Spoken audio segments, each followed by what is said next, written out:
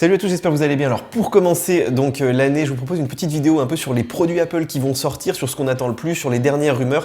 Bref, on va faire le point ensemble puisque vous êtes nombreux aussi à me poser des questions sur des conseils d'achat, est-ce que je dois acheter tel ou tel matériel, c'est ce qu'on va essayer de répondre aujourd'hui. Alors on va commencer par le Mac et bien sûr l'iMac qui est quand même une des machines fixes les plus populaires et qui n'a pas été mis à jour en 2018. Je trouve ça assez bizarre de la part d'Apple, mais bon, ils ont quand même sorti beaucoup de choses en fin d'année. Il y a eu l'iMac Pro, rappelez-vous, il y a un an. Peut-être qu'ils voulaient pas que les deux gammes se chevauchent, mais maintenant il y a tout.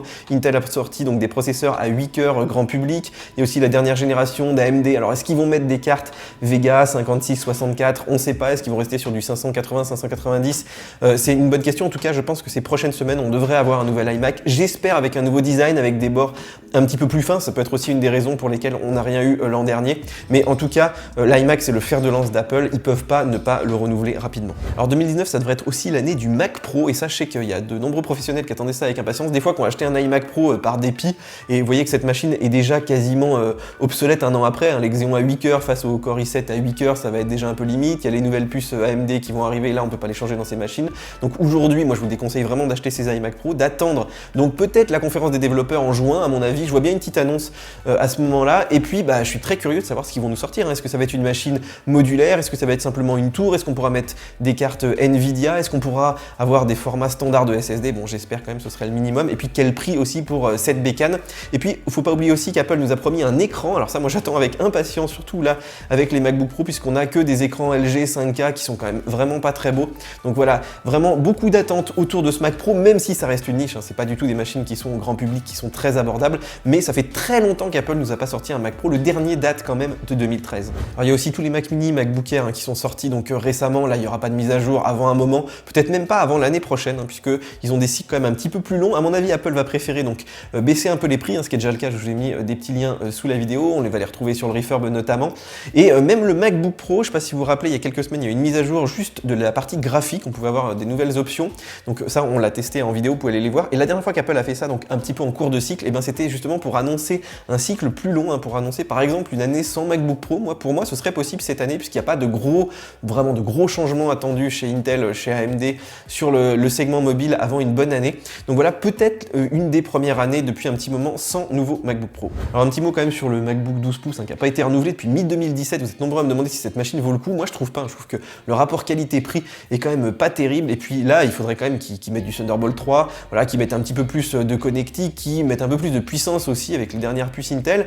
Donc voilà, ce MacBook, on va vraiment voir s'il meurt ou pas cette année, si le MacBook Air et le MacBook peuvent encore cohabiter, même si le MacBook est quand même beaucoup plus léger. Mais bon, il y a l'iPad Pro, voilà. C'est une gamme qui devient un petit peu compliquée. Donc cette année, on devrait a priori savoir s'il y a un vrai nouveau MacBook ou pas. Alors du côté de l'iPad, on a l'iPad Pro qui est sorti, je vous invite à aller voir tous nos tests. Il vient de sortir, il est sorti très tard dans l'année, il y a eu quand même beaucoup de nouveautés, je pense qu'ils ont mis du temps à le faire, donc je suis pas sûr qu'ils en sortent une nouvelle version à la fin de l'année, peut-être avec un nouveau processeur, peut-être des petites améliorations ici et là, mais ce sera pas la grosse révolution, ça c'est sûr.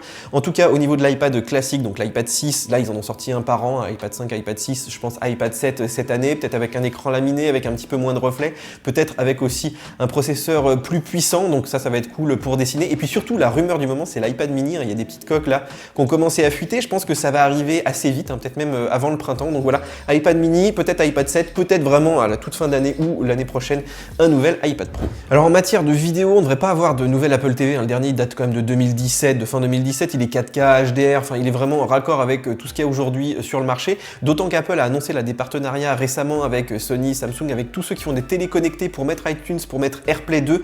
Donc ça, c'est quand même assez cool, ce qui veut dire que l'Apple TV perd un petit peu en intérêt si vous achetez une télé qui est compatible maintenant. Je pense que Apple en fait prépare l'arrivée de son nouveau service à la Netflix, où ils vont proposer des séries, des films comme ça pour un abonnement mensuel. Ça devrait arriver dans le courant de l'été. Voilà, les nouveautés vidéo, je pense que vous pouvez vraiment acheter encore l'Apple TV si vous avez une vieille télé, mais la nouveauté sera plutôt du côté des services. Alors pour l'Apple Watch, évidemment, on en a une par an depuis quasiment le début, donc il n'y a pas de raison que ça s'arrête. Je pense que cette version-là est quand même très aboutie avec la détection de chute, le CG et tout, mais ils peuvent rajouter des petites choses. On a vu des brevets notamment autour de FaceTime avec une petite caméra qui pourrait faire aussi donc du Face ID pour vous identifier. Donc pourquoi pas, voilà, des nouveautés comme ça. Est-ce que ça va arriver cette année ou est-ce que cette année on aura juste une mise à jour de processeur? Je sais pas. En tout cas, les nouvelles Apple Watch c'est toujours en même temps que l'iPhone, donc à la rentrée. Bon, alors évidemment, Apple va sortir un nouvel iPhone à la rentrée. Alors bon, c'est encore un petit peu tôt pour avoir beaucoup de rumeurs, mais il y a quand même déjà des rendus 3D, notamment un là que je vous ai posté sur les réseaux sociaux. Vous avez tous trouvé ça immonde. C'est normal, c'est vraiment pas beau. J'espère que ce sera pas le design définitif, mais en tout cas, c'est un iPhone avec donc 3 capteurs photo. Alors sur le plan fonctionnel, ça a quand même du sens de mettre 3 capteurs puisque vous savez que sur les petits appareils très fins, on peut pas mettre des zooms. Donc si on veut par exemple un grand angle, un zoom très puissant, si on veut faire de la réalité augmentée très performante, il faut multiplier les capteurs. Donc moi, voilà, je trouve pas ça forcément idiot.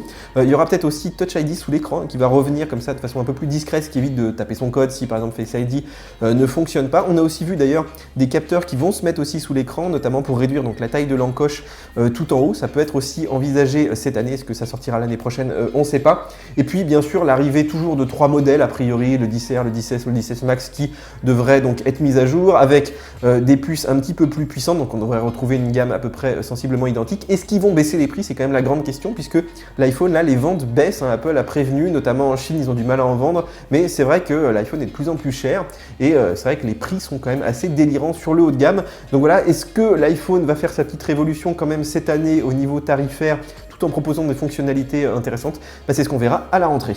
Alors pour finir, on pourra avoir beaucoup de nouveautés au niveau de l'audio et notamment les AirPods 2, puisque vous savez donc que ces petits écouteurs sans fil ont déjà quelques années, qu'ils ne sont pas étanches, qu'ils n'ont pas de réduction active de bruit, l'autonomie pourrait peut-être être améliorée, même si aujourd'hui je trouve qu'ils n'ont pas beaucoup de concurrence sur le marché et qu'ils se vendent encore bien.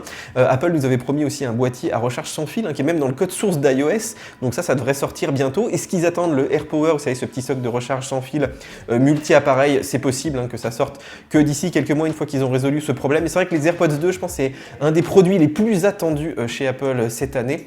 On a aussi évidemment une nouvelle version du HomePod qu'on attend avec impatience, qui soit beaucoup moins cher, peut-être plus petite, peut-être une déclinaison en fait plus abordable du HomePod. Ça, ce serait vraiment bien pour démocratiser un petit peu, comme le fait Google avec ses Google Home Mini là, à 30 €, 70 €. On a des choses déjà qui sont très bien, qui sont suffisantes pour appeler Siri, pour gérer ses lumières par exemple. Et puis, une dernière nouveauté, on en parle depuis un petit moment, c'est l'arrivée d'un casque haut de gamme Apple, Circom Oral, donc qui recouvrirait toutes les oreilles, qui serait à peu près une espèce de Beat Studio un petit peu plus haut de gamme, qui serait évidemment sans fil avec de l'appairage facilité. Vous voyez qu'il y a quand même pas mal de nouveautés sur la partie audio cette année. Ça tombe bien, c'est quand même un des cœurs de métier d'Apple. Voilà les amis, je pense qu'on a fait à peu près le tour des produits Apple les plus attendus cette année. Évidemment, je vous invite à suivre tout ça sur nos applications, puisqu'il y a déjà beaucoup de rumeurs sur les prochains iPhones, sur les prochains Mac qui arrivent. Donc téléchargez-moi tout ça. Mettez des petits likes si vous avez aimé ce genre de vidéo. Dites-moi dans les commentaires aussi ce que vous en pensez, ce que vous attendez le plus. Abonnez-vous, on a dépassé les 50 000 l'année dernière, j'espère qu'on fera encore mieux cette année. Et puis nous on se retrouve donc sur le site, sur nos applications mobiles, vous pouvez les télécharger, il y a les petits liens sous la vidéo. Et bien sûr sur YouTube pour de nouvelles vidéos. Ciao ciao. There goes a sight from my soul.